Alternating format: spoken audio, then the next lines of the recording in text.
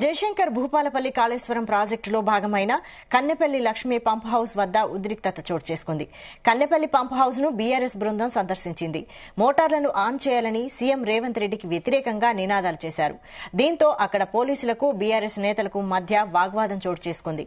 Pump house approach channel వద్ద BRS కార్యకర్తలతో కలిసి గోదావరి ప్రవాహాన్ని మాజీ మంత్రి కొప్పుల ఈశ్వర్, మాజీ ఎంపీ బోయినపల్లి వినోద్, మాజీ ఎమ్మెల్యేలు పరిశీలించారు.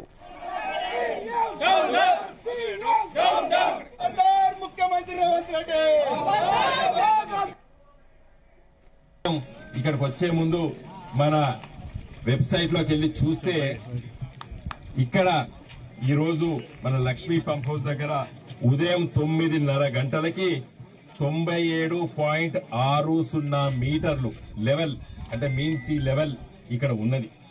అంటే 93.76 మీటర్లు ఉంటేనే బ్రహ్మాండంగా పంప్ హౌజులు స్టార్ట్ చేసుకోవచ్చు.